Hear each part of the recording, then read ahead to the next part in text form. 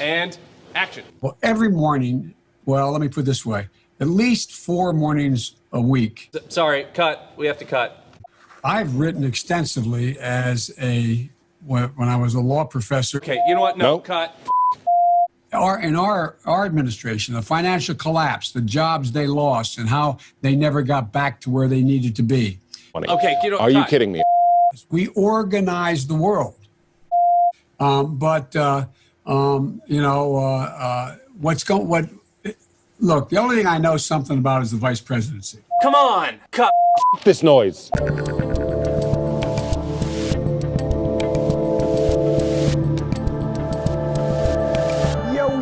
I'm Dave Rubin. This is The Rubin Report. It's April 26, 2024. We're on Rumble, YouTube, and Locals. As always, share, tap that subscribe button, and click the notification bell if you have not. And we did note that on Wednesday, we were looking at some of our internal YouTube numbers, and our numbers across the board have just been fantastic. But we noticed that 66% of our viewers were not subscribed to the channel. So I called out to you good people and I said, good people of the internet, trusty Rubin Report viewers, will you subscribe? Will you get us in 3 months to that 50% parameter? And in just about a day and a half, you guys got us to 60%. So we are well on our way. And this is just a quick, brief reminder. Click the freaking bell.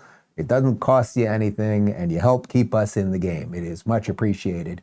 We've got a RubinReport.locals.com community Q&A for you today, but I'm going to start with a couple stories that I didn't get to earlier in the week, as we do on Fridays, and they will involve stories of liberals who are waking up, leftists who are completely insane, some gender stuff, some race stuff, and a guy telling Biden to go f*** himself. So let's do it. And it's not me, believe it or not. It's some other guy saying it. But let me tell you guys about TWC Health real quick. Guys, are you struggling to get a good night's sleep? News headlines swirling around your head as you toss and turn and stare at the ceiling? Well, you're not alone. Millions of Americans face an epidemic of sleeplessness that is silently harming their health and well-being. The trauma our minds have endured over the last 4.5 years doesn't just turn off with a switch. We have to reset, bring cortisol levels back to normal, and do what we need to find a restful night's sleep. When you lay down at night knowing that you have the key to ensuring a deep and regenerative sleep, well, it's life-changing. But before you default to melatonin, did you know that there are mountains of research revealing its many risks? In fact, melatonin has been banned from over-the-counter sales in many countries, but of course, North America is still going strong. From disrupting sleep cycles to increasing tolerance and dependency over time, if you're in need of a sleep supplement, melatonin's not it. Enter Restful Sleep Formula, crafted by awake doctors, pun not intended, like Dr. Peter McCullough and his chief medical board at the wellness company who understand the mounting harms of melatonin. Restful Sleep Formula is an all-natural alternative to melatonin, packed with ashwagandha, kava, chamomile, passion flower, and more. This powerful capsule has everything you need for a deep, rejuvenating sleep. And here's the kicker, with Restless Sleep Formula, you actually save 56% compared to buying each one of these supplements separately, plus you save an extra 10% and get free shipping when you use code Rubin at checkout. Don't just dream of better sleep, make it a reality. Visit twc.health/Rubin today and use code Rubin at checkout. Okay, so you guys know I'm always talking about the liberals waking up, and some of them kind of wake up, but they won't vote the right way, and perhaps some of them will. I think it's the last constituency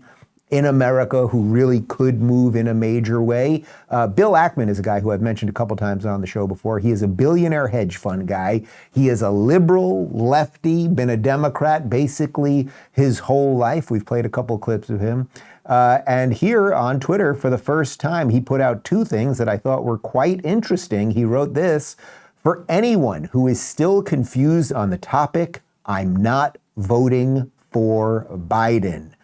Now that's pretty good, lefty liberal, not voting for Biden, because Joe Biden and the Democrats are not liberals. They are woke maniacs, and they are the least liberal thing that you could be. But are you going to vote for Trump? That is the question, Bill Ackman, to which he wrote this: and yes, I am open to voting for Donald Trump. And that, guys, is the opportunity. Donald Trump, if you are watching this, that is the opportunity. You can get all the lefties and liberals who have woken up, and quite literally millions and millions of them have particularly since October 7th, but in large part also because of the border and because of the economy and more. There is such a chance to take these people and make them part of a wide tent Republican Party. Might I recommend, I think I've done it once or twice, a former Democratic Congresswoman named Tulsi Gabbard as VP to help ease that transition. I think that might go a long way. But here's video of Bill Ackman on Lex Friedman's podcast talking a bit more about how things have gotten out of control and how that led to his awakening. This reveals a deeper problem in terms of ideology in the governance of Harvard, in maybe the culture of Harvard. Yes. So on governance, the governance structure is a disaster. On ideology, I was like, how can this be? October 7th, the event that woke me up was 30 student organizations came out with a public letter on October 8th, literally the morning after this letter was created, and said, Israel is solely responsible for Hamas's violent acts. Again, Israel had not even mounted a defense at this point, and there were still terrorists running around in the southern part of Israel. And I'm like, Harvard students, 34 Harvard student organizations signed this letter. And I'm like, what is going on? WTF, right? And that's when I went up on campus and I started talking to the faculty. And that's when I started hearing about, actually, Bill, it's this DEI ideology. I'm like, what? DEI, like diversity, equity, inclusion. Obviously I'm familiar with these words, and I see this in the corporate context. And they say, yeah, and they started talking to me about this oppressor-oppressed framework, which is effectively taught on campus and represents the backdrop for many of the courses that are offered and the various some of the studies and other degree offerings. I'm like, I had not even heard of this, and I'm a pretty aware person, but I was completely unaware. And basically, they're like, look, Israel is deemed an oppressor, and the Palestinians are deemed the oppressed, and you take the side of the oppressed, and any acts of the oppressed to dislodge the oppressor, regardless of how vile or barbaric, are okay. I'm like, okay, this is a super dangerous ideology, and really, it's sort of ultimately DEI comes out of a kind of a Marxist socialist backdrop way to look at the world. And so I think there are a lot of issues with it, but unfortunately it's advancing. I ultimately concluded racism as opposed to fighting it, which is what I thought it was ultimately about. All right. Now, I know that nothing Bill Ackman said there shocked you, right? This is the stuff that we talk about on this show every day. This is the stuff that many of you have known about for years. Originally, we were calling it identity politics. Then it morphed into wokeness. Then we saw it institutionalized as DEI. You get the oppressor-oppressed thing, all of that stuff. So it's not like you just watched that clip and had your mind blown, except that stuff is mind-blowing to a certain amount of people. There you have a billionaire hedge fund guy, pretty bright, educated guy, who suddenly now gets it. And there are millions and millions of people like him. And for the first time, for all of you that are always frustrated when I'm like, well, maybe Bill Maher will get there, and in a weird way, it doesn't matter because it's his audience that has to get there more than whether he'll pull the lever for the Republicans or not. Here's a guy that now is saying, and I might vote for Donald Trump. So that is your opportunity, Trump, and you got to figure out how to bring as many of these people in. Now, if you wonder why people are so confused, why so many people, it takes so long for them to swallow that red pill, part of it is because it's not just the education side of things and the corporate side of things, it's that the media lies about absolutely everything and runs cover for the worst sort of ideas and the worst sort of people.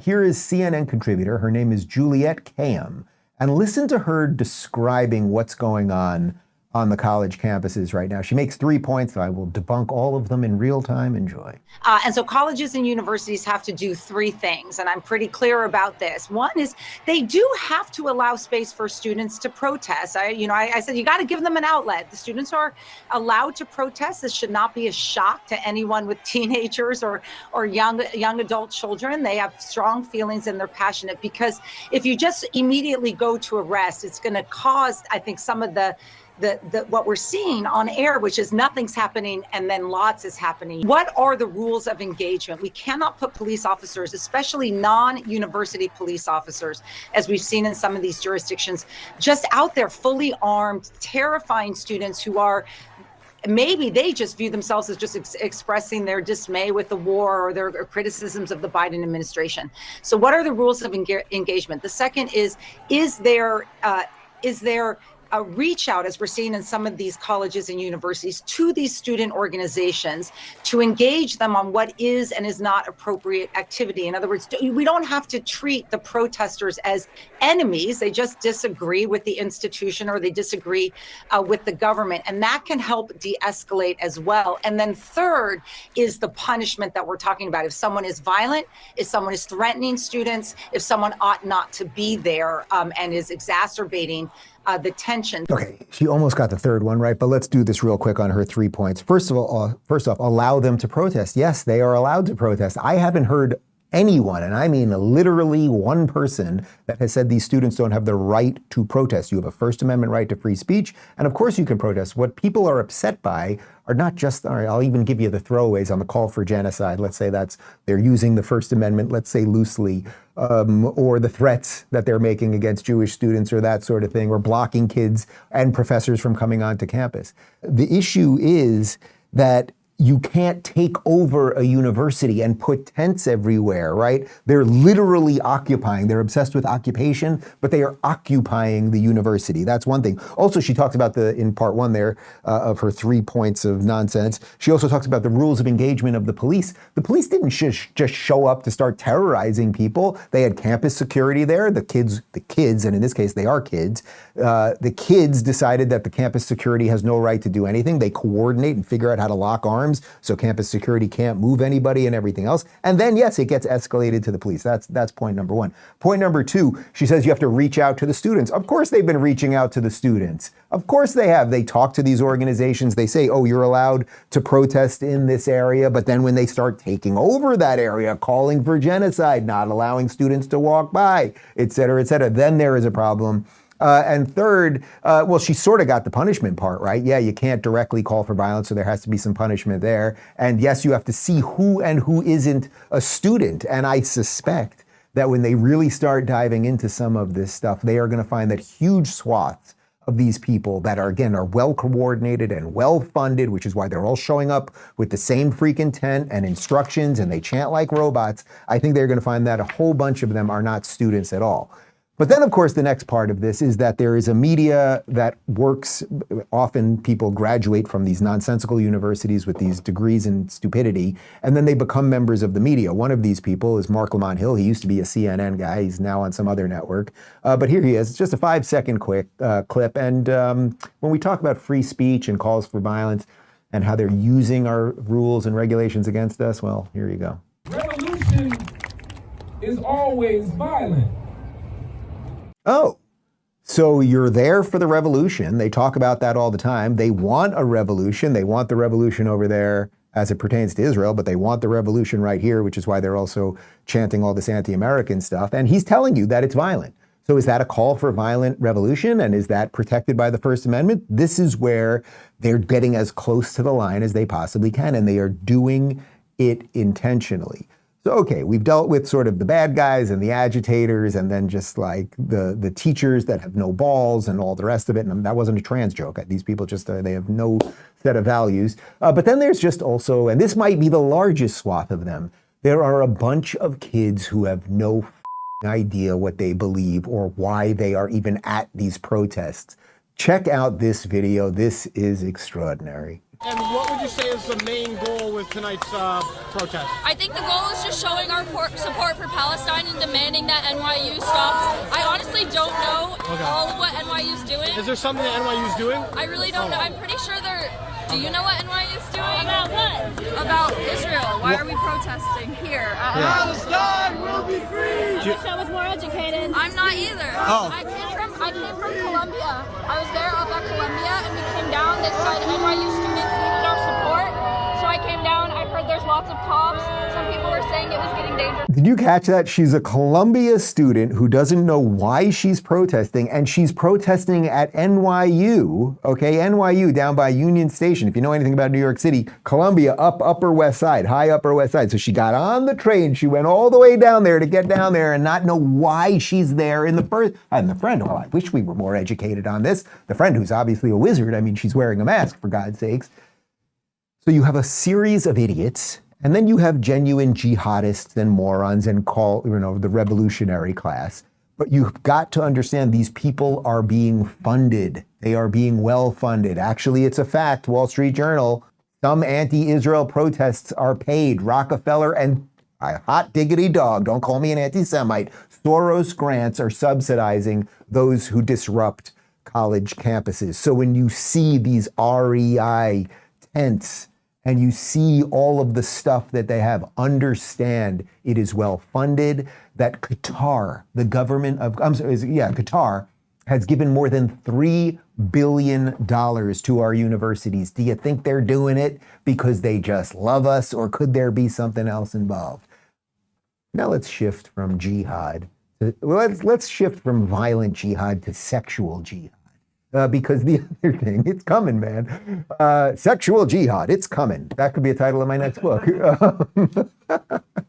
Who wants to draw that for me? You draw that for me, we're going to give you a little extra credit on that. The other thing, of course, is that they're trying to chop off all of the boys' genitals and chop off the girls' breasts. Riley Gaines, who is just an absolutely spectacular young woman. She, of course, was a swimmer here in Florida. Then this dude, Leah Thomas, with a wang, who, as Connor has rightly pointed out many times, he never got it chopped off, started swimming as a woman, we believe using the penis as a propeller, and that's an advantage. It's just an advantage. She has now come out and basically been the #1 advocate in terms of getting dudes out of women's sports, a position that every sane person had 20 years ago. She went on Sage Steele's podcast to talk a little bit about how absolutely out of control this whole thing has been since the day she met that dude. Actually, the first time I saw him was in the locker room. And so, as I said, which let me just kind of set the scene, a swimming locker room is not a place of modesty. These suits that you put on, your racing suits, it takes about 15, 20 minutes to really poke and prod yourself into these suits. They're paper thin, they're skin tight, your nail beds are bleeding by the end of it. Most of the time you bring gloves, so your fingernails don't poke through your suit, or so your fingers literally don't bleed because it's so intense. You have friends like helping you try and like tuck skin rolls in your suit, all this stuff. So it's a very intimate, not modest environment. And there's also a lot of course, fully undressing. Of course. You get to the pool in your clothes, you change into your warm-up suit, just a normal practice suit. Then after warm-up, you change into your racing suit, which is where, you're really fighting to put this thing on. Then after that, after you race, you come back and you change back into your practice suit to go warm down. Then after that, you come and put your clothes back on. So there's 5 times of fully undressing in one session. And we had multiple sessions every day to set the scene. So I'm in the locker room. I have my back turned, of course, undressing. I believe I was going from my practice suit back into my street clothes. And all of a sudden you hear a man's voice in that locker room. Of course, it's awkward. It's embarrassing. It's uncomfortable. It was innate for every single girl in that locker room to cover themselves, whether it was with their hands or their clothes or their towels, and to leave as quickly as they could. But of course, it's an utter violation. It felt like betrayal. It was traumatizing. Now, the reason I'm showing you that clip, because it gets into the real nitty gritty of this. We can all talk about the idea version of it and drugging these kids and the chemical castration and all these things. But you see what they're doing to young girls who just want to swim, just want to play basketball, go back to the locker room, wrestle, whatever it might be. The way they are insulting them, the way they're going after them, the way they're trying to shame them. And Riley Gaines has been treated absolutely horribly by the media. She's thought of as this far-right maniac. It's the usual stuff that we've all been served. But this is what they are going for when it comes. We're working on getting her on the show, right? I think she's going to be on. I think she's going to be on in a couple weeks. But this is what they are going for. They are trying to destroy every norm. So, like, you might say it would be a norm that at college universities they wouldn't call for genocide, but that norm has been destroyed. You might say it would be a norm that a dude with a wang shouldn't be in the chicks' locker room, but that norm has been blown apart. And they want to blow apart every norm so that they can destroy democracy.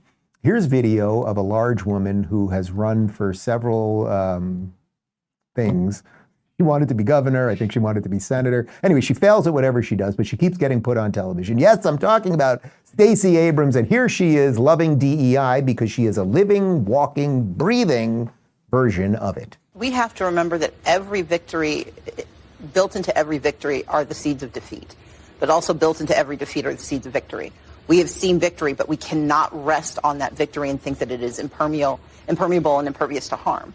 What we know is that the attack on diversity, equity, and inclusion, DEI, is an attack on democracy, it's an attack on education, it's an attack on how our economy works, because what Reverend Warnock and John Ossoff, what Senator Ossoff and Senator Warnock represent, are pathways to the American dream. They are proof points, and those proof points scare those who want this world to be more narrow and more restrictive. And so we have to recognize that our opportunity to hold to those successes requires our constant attention, our constant tending. You know, voting is not magic. Voting is medicine.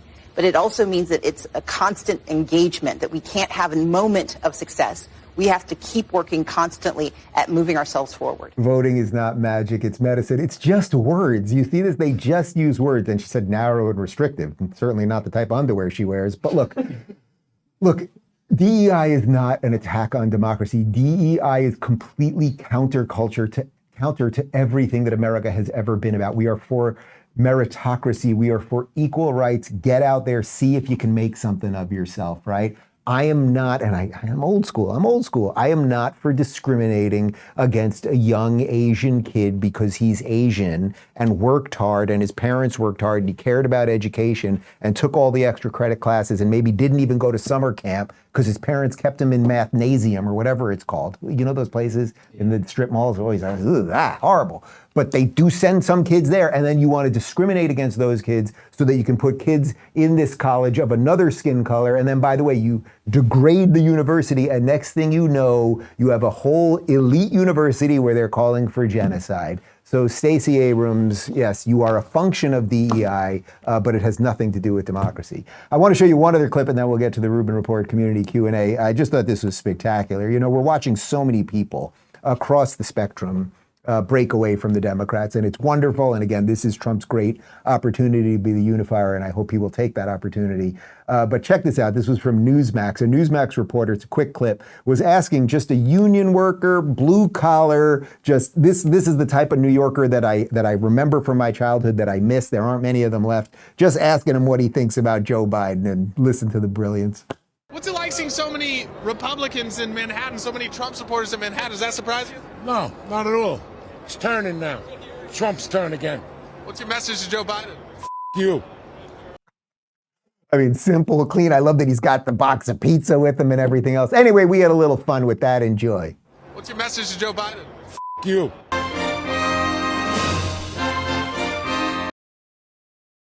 Miyagi, that's right. Wax on, wax off. And hopefully we will be waxing off Joe Biden soon enough. All right, we got a community Q&A coming up in just a second, but let me talk to you guys about PDS debt. Guys, getting in debt is easy. Getting out, well, the system's set up so that you don't. The anxiety, the stress, it can be soul crushing. Everyone gets all that. And I'm here to tell you, you don't have to do it alone. There is a way out. Help is available. Thanks to PDS Debt. PDS Debt has customized options for anyone struggling with credit cards, personal loans, collections, or medical bills. If you're making payments every month on your debt and the balances aren't going down, this program is for you. PDS Debt provides options that consolidate your debts into one low monthly payment. Everyone with $10,000 or more in eligible debt qualifies, and there's no minimum credit score required. Bad and fair credit accepted. Save thousands in interest and fees. Pay off your debt in a fraction of the time. PDS Debt is a top-rated company on Google, has an A+ rating on the Better Business Bureau, PDS Debt cares about helping you get out of debt. Check out all their reviews and see how many mention PDS Debt employees by name. It's incredible. Get a free debt analysis right now at pdsdebt.com/Ruben. It only takes 30 seconds. That's pdsdebt.com/Ruben. pdsdebt.com/Ruben. And now back to me. All right, let's dive right in. Janine says, Dave, we made it.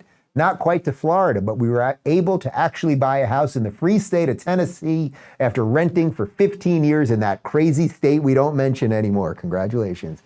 The house needs some TLC, but my worries have all disappeared. Pretty sure it's the clean air and non-toxic food. I'm still getting used to the glass top stove, but I've never had one so easy to clean. We do most of our cooking on the smoker BBQ anyway, so it's all good. Thank you for continuing to be a voice of reason amid the chaos. Keep on fighting the good fight. Oh, it's not even a question, but I'm thrilled to hear that. I can't tell you how many messages I get from people who say that they moved partly because of me, usually to Florida, but the fact that you're in Tennessee, you got the glass top stove right now, which I know that one's tough. When we moved into this house, our area is not, they don't have gas lines to the house, so we had to put a propane tank in, because if you love to cook, you really want that flame, and we had the glass stove here, the electric stove, which we didn't love, so maybe you can do that too if you're really into cooking and everything else.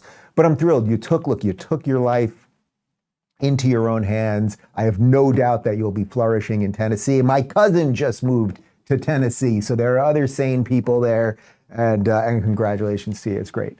Tony says, how hopeful are you that the Jewish community, who has historically voted left, will shift toward the right as the result of all the craziness? Do we need to run a compilation of Democrat politicians refusing to condemn Hamas and violence on college campuses in order to wake them up? Well, I am quite enthused, actually. I think this is the great opportunity. I've already said it about Trump a couple of times. This is his opportunity to take these people. Bill Ackman, I believe he's Jewish. It's people like him that are now waking up. People, everyone has their red pill moment. If you do wake up, you have a red pill moment, and then it doesn't all just happen overnight, right? Many of us have been through this. Sometimes it can take years. You kind of you move forward. It's 2 steps forward, and then sometimes it's 3 steps back. There is a process there. The Jewish community, which largely has voted Democrat, I think is really realizing the insanity. It's not just the way that Biden and I would say the Hamas caucus have thrown Israel under the bus, and to watch Chuck Schumer, who should be booed anytime he steps foot in a temple for the rest of his life, try to throw Israel on the bus. It's also, even if you were Jewish and you didn't particularly care about Israel, and I would say this for any American, even if you don't particularly care about Israel, you should care about the border here, right? You should care about making sure that your cities and your properties and your communities are safe. These are things that the Democrats aren't very good at. So I think Jews largely will wake up. I think let's put it this way. I think there will be the biggest shift in the Jewish vote probably, I don't know, I can't remember the last time there was a massive shift in the Jewish vote. It's probably pre-World War II or something like that, where there weren't even many Jews in America. So I think there will be a massive shift, yes. So the answer is yes. Lauren says, can you name 3 creatives of today and describe what they are doing to give you hope for tomorrow? Ooh, that's a good question. 3 creatives of today, 3 people that are doing something a little different. Boy. Well, look, of course, the easy one is that Elon is the Renaissance man of our time, right? He's sending us to Mars and all sorts of stuff. So that's like the bumper sticker one. That's the most easy one. I can give you guys out of my world, but no, artists or musicians. You got a musician you're into now that's new? I don't remember Connor likes Taylor Swift. She's got the new album. I don't know. I don't remember the last time. There's a pretty decent art scene here in Miami, and I go to some of these things, and I'm not moved all that often, honestly. And even on the music side, when's the last time you listened? You know what? This is a rare one where I'm going to kick a question back to you guys for the comments and in locals. It's what's moving you lately artistically and creatively? I can't think of that much, which probably is indicative of sort of the calcification of our society right now that we have to get on the other side of. Mitchell says, how about a tequila update? Okay, I can't answer this question. Are we going to see a Blanco, Reposado, and an Anejo? Any chances for a gift box that includes a punchable Gavin Newsom blow-up clown? That is a good idea. I will look into the clown. We are doing a Reposado for our first one. So a Blanco obviously is not aged. That's a Blanco is traditionally, you're going to have it with the margarita. Like it's not a sipping tequila usually. It's for mixers, generally speaking. Reposados are aged 3 months, so they're the mid-tier. And Anejos, I think, are always aged at least 6 to 9 months. Then there's also extra Anejos, even longer than that. I felt Reposado was the right one. I actually like Reposados even more than Anejos because it's like a softer taste because the aging process hasn't added that much flavor. I am going to Mexico in, when are we going? We're going in like 2 weeks, right? My business partner and Connor and I are going down to Mexico. We're going to be doing a bunch of tastings. We're going to be meeting with the distributors and we're going to the agave fields and the whole thing to figure out a little bit more on the flavor profile and everything else. We've already figured out the logo. We figured out the bottle type. We're figuring out a few other things. My hope, but don't hold me to this. It takes time because importing liquor, it's extremely expensive and I had to create a separate company to do it. And there's also like distribution issues. It's not as easy as just selling a t-shirt. Anyway, my hope is that when we come back in September, we can launch right around then. Doc says, what's going on with conservative media? It seems we are losing our collective minds with infighting. Shapiro versus Owens versus Carlson. The things being said by some are quite weird. Why can't the right get it together and have one voice like the left does? I know we favor individualism, but come on, man, we don't get many chances like this upcoming election. Well, look, that's why I'm trying to stay out of it. Simple as that. I see much bigger opportunity to grow a tent right now. I'm not that interested in what our little fights are on the right. I know that there, by the way, are fights that are important to have. Like we could have serious political arguments about foreign policy and interventionism. We can talk about whatever, some people on the right now want to go back. The right largely wanted the reversal of Roe v. Wade to kick it to the states. Now there suddenly is a movement on the right to, basically push Trump if he becomes president to go for a federal abortion ban again. Like that seems crazy to me. Like, I'm not that interested in the fighting on the right. And I think you've probably seen a little shift in the show in the last couple weeks. I am so focused on getting these people like Bill Ackman and like Bill Maher, and I guess anyone named Bill, to vote Republican, not because the Republicans are great, but the Democrats are evil at this point. We have to save this country right now. Like we're there. I do not think the United States of America can survive another 4 years of it's not Biden, it's whatever the is behind Biden. I don't think we can survive it. And Donald Trump is flawed. He is beyond flawed. But this is the opportunity. And if we don't take this opportunity, I think you will see the states go their separate ways. I'll basically be for it at that point because the big thing is really broken. So I hope that some of the people on the right that are involved in some of the fighting can just let it go. It's not getting us anywhere. We have if we agree on 80%, the 20% that we disagree on, let's punt it for now and keep our eyes on the prize. Talway says, given your mental breakdown, your words, not mine, a few days ago, what are your plans for Off the Grid August this year, since you now have kids, since it seems you're more ready for it than ever? So for those of you that didn't see our show, that was on Tuesday. Was that Tuesday? I think it was Tuesday's show. There was something about Monday night. I was at the Passover Seder and I'm with family and we're reading the story of Passover, and it's this incredible eternal story about bondage, slavery to freedom, and the Hebrews the Jews leaving Egypt to go to the promised land, Israel, and talking about how the fight for freedom comes every generation. There is a new fight, and it all felt so real and true to me. And I felt this more and more. I wrote a bit about this in Don't Burn This Country, actually. I felt this more and more, particularly as it pertains to Passover. But, frogs dropping from the sky and boils and, killing of the firstborn. And it's a story, right? And we can all debate the literalness of the story or the why stories are important.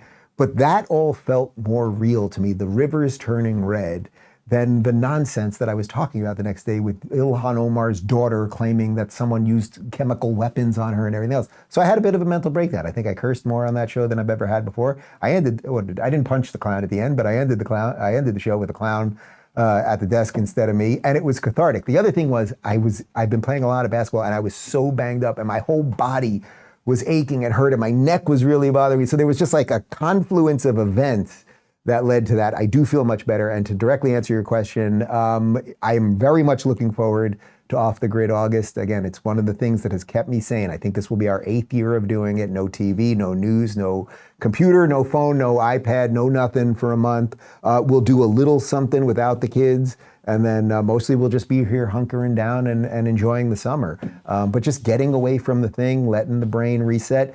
You know, I think, if I'm not mistaken, the Republican convention, can you check this real quick? The RNC convention is the end of July. So if that's correct, I will see the nomination of Trump, I suppose. But the DNC convention is in August. So I will miss that. And God only knows if Biden will even be alive or what they might do or what level of chaos we're going to have on the streets. They're also doing the Democrat convention in Chicago. So how many people will be shot? We will find out. And I guess I will find out in September. Rick says, is the left going to come up with something to riot over every 4 years to try to get their person in office? This Hamas garbage in the universities is beyond moronic. I don't know how this helps them this time, but the timing seems suspect. Keep Biden out of debates, give them a new talking point, takes all the attention away from the other screw-ups, right? It does take attention away from the other screw-ups, right? Because suddenly we're focused less, shows like this, we're focused a little less on the border, on what's going on with the economy and everything else. We're seeing this new thing. So yeah, it's a constant shell game that they're doing. Look, they do this. They do this. BLM which has now burst into this Hamas thing. They are highly funded and they are coordinated, and it's the same people, and it's not just students, it's activists, it's paid activists. And the Democrats, when the Democrats want the pressure on, they can turn it on and they can turn it off when they want it off. That's why we had all the riots when Trump was president. And the second that Biden became president, we didn't have the riots. Did we solve systemic racism? Did we solve all those police murder issues and everything else? I'm using air quotes there, obviously. Of course we didn't, but they can turn it on, and they want it turned on right now. They need you to look away from how they've screwed up so much of the country and basically just kind of point blame to Israel or whatever else.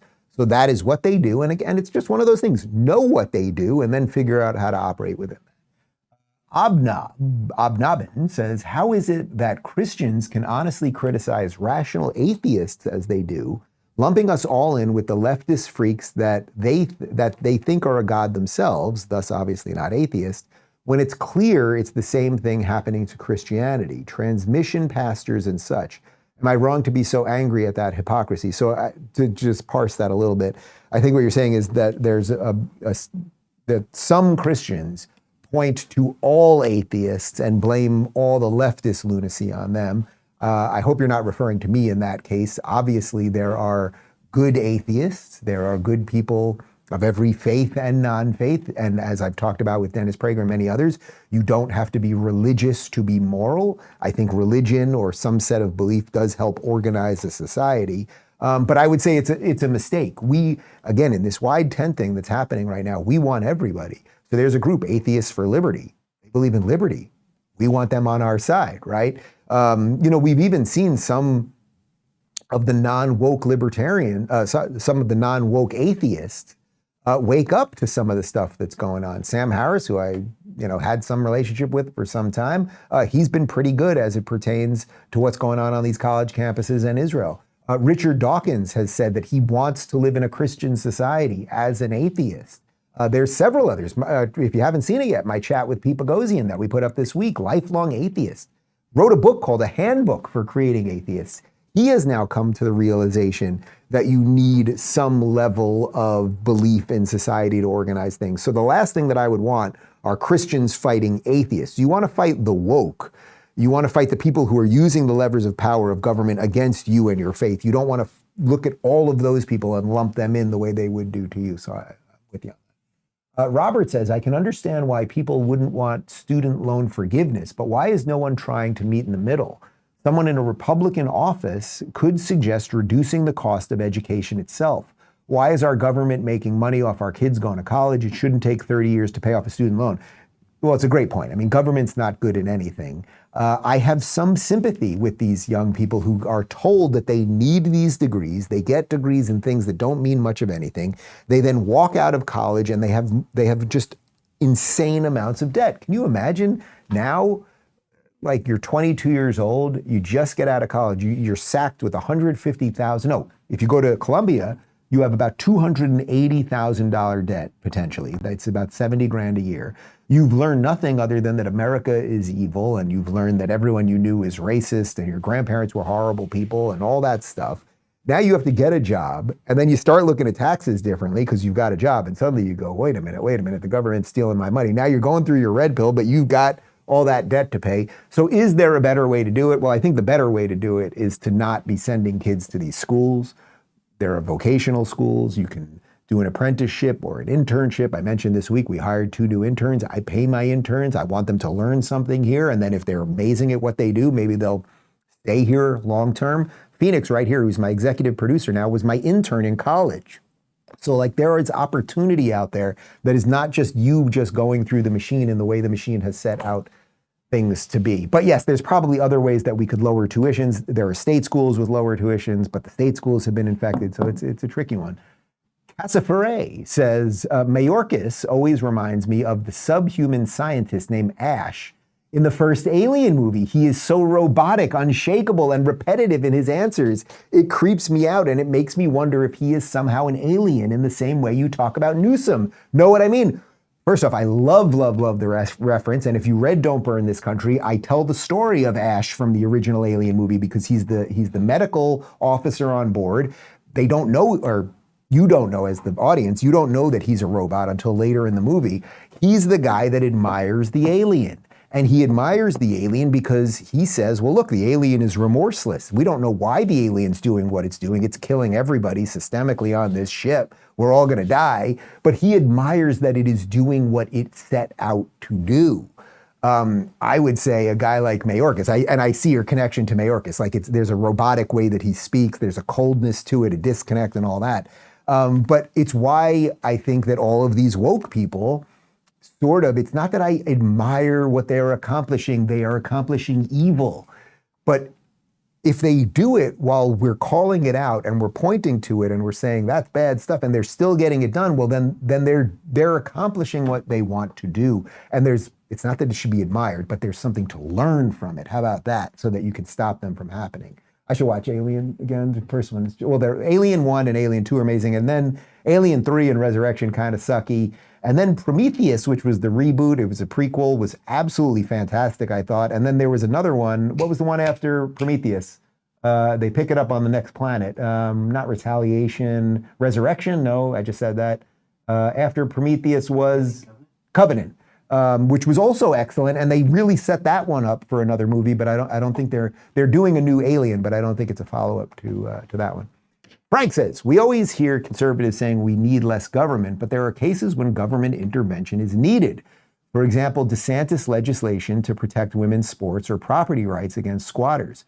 What are the criteria, in your opinion, to establish when a government intervention is not only a good thing, but it's critically needed when instead it's an erosion of people's freedom and a dangerous expansion of government control? It's a great question, and this is why in college, instead of teaching people about colonization and the destruction of America, they should try to teach Civics 101. Yes, DeSantis has done an incredible job of using the government for the right purposes. When he went after Disney, it was to take away special privileges that Disney had, thus evening the playing field, which is what you'd want in a capitalist society. That's one example. When DeSantis pushed for legislation that would make sure that boys couldn't be in girls' sports, it was to respect individual rights. When he enforced further, he went further with, because they were pushing all these squatters' rights laws in other states, he proactively went ahead and made sure that that sort of thing would not happen here.